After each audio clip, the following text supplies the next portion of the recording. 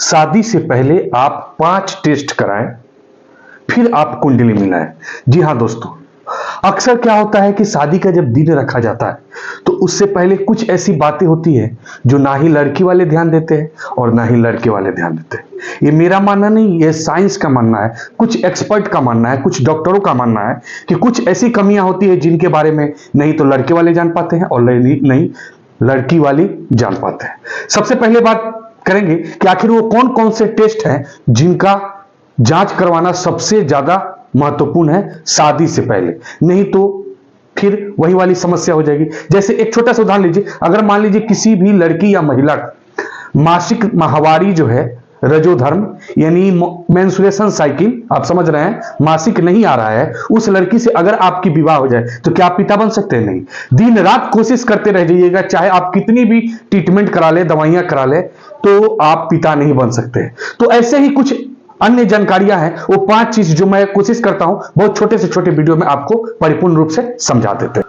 मान लीजिए किसी लड़की का ब्लड ग्रुप ए है और लड़के का ब्लड ग्रुप आपका ए पॉजिटिव है, उससे कोई दिक्कत नहीं है। यहां पे ब्लड ग्रुप मायने नहीं रखता है, चाहे आपका कोई भी हो या महिला या लड़की का कोई भी ब्लड ग्रुप हो। इसमें सबसे ज्यादा मायने रखता है क्या चीज? आपका RH फैक्टर। अगर यहां पे हम बात करें मेल और फीमेल की, अगर मान लीजिए किसी मेल का ब्लड ग्रुप पॉजिटिव है और फीमेल का ब्लड ग्रुप निगेटिव है, तो यह सबसे बड़ी समस्या यह डालता है कि एक बच्चा, यानी एक जो है आपका बच्चा तो होगा, लेकिन इसके बाद जो भी बच्चा होगा वो क्या हो जाएगा? वो डेड कर जाएगा।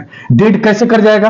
तो मे भी भ्रूण यानी पेट में भी मर सकता है, एस्टोमेच में यानी यूटेरस में भी, गर्भाशय में भी खराब हो सकता है, और जन्म लेने के बाद भी मर सकता है, क्योंकि इसमें कुछ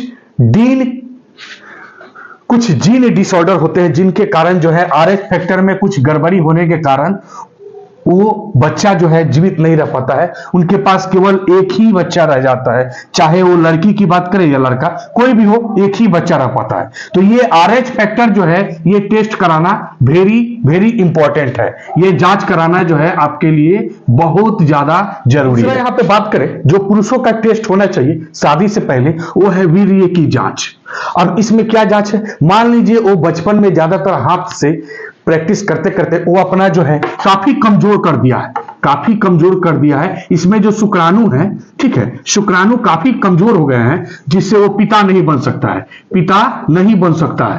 तो इसलिए इनका जांच कराना चाहिए, क्योंकि इनकी मात्रा जो है 5 ml से 7 ml तक होनी चाहिए। इसके अलावा इनमें जो भी आपके शुक्राणु है वो जीवित होनी चाहिए, क्योंकि इनके शुक्राणु अगर आप देखे होंगे, इनका एक पोच होता है, ये हल्का टेल होता है। जब ये अंदर एग के अंदर प्रवेश करते हैं, एक बड़ा सा एग के अंदर प्रवेश करते हैं, ये पोच काफी तेज से फड़फड़ाता हुआ चलता है, ठीक है। अगर किसी की पूंछ ही नहीं है तो क्या आगे बढ़ेगा? नहीं बढ़ेगा। क्या जो बच्चा बनेगा वो सुडौल बनेगा? नहीं बनेगा। तो इनमें ये चीज चेक करानी चाहिए कि वीर्य का जो टेस्ट कराने के बाद उसकी गाढ़ापन सही है कि नहीं, उसमें जो भी शुक्राणु मौजूद है वो सही से मौजूद और हेल्दी शुक्राणु है कि नहीं। अगर हेल्दी होगा तभी बच्चा बनेगा, नहीं तो अगर हेल्दी नहीं है तो आप पिता नहीं बन सकते। यानी कुल मिलाकर कहे तो इनमें जो है शुक्राणु की क्वालिटी और क्वांटिटी प्रचुर मात्रा में होनी चाहिए। अगर यह क्वालिटी और क्वांटिटी की मात्रा प्रचुर नहीं है तो वो पिता नहीं बन सकता है। यह जांच कराना बहुत ही जरूरी होता है। दोस्तों यहां पे एक और जांच है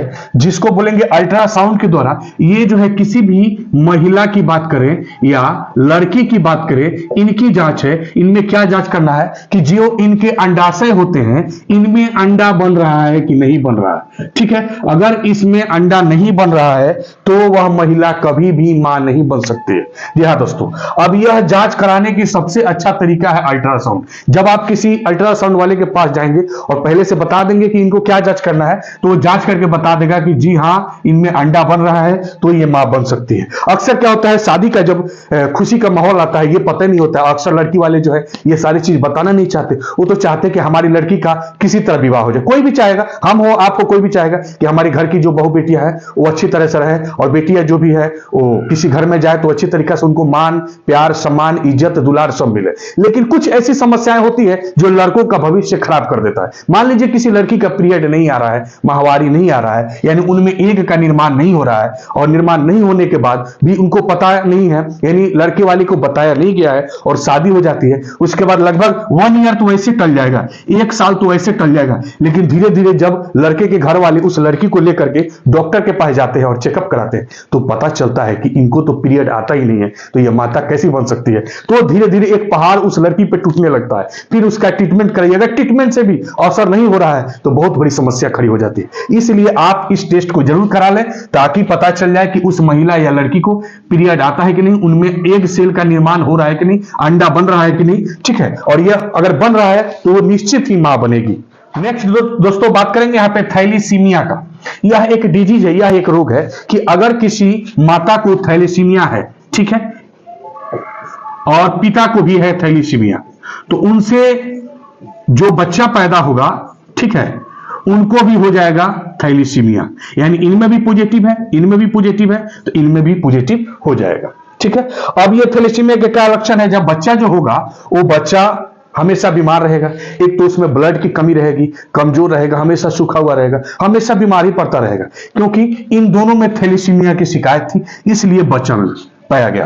तो इसलिए इस डिजीज का भी एक बार चेकअप जरूर करा ले।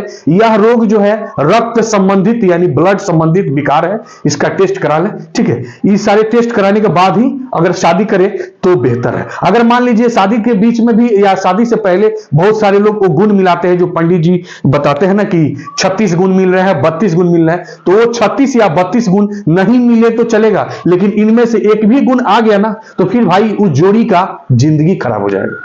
दोस्तों इसमें बात करेंगे, आप HIV टेस्ट की बात करेंगे, ह्यूमन इम्यूनो वायरस, जिसको हम आमतौर पे एड्स बोलते हैं, AIDS, AIDS, acquired immunodeficiency syndrome.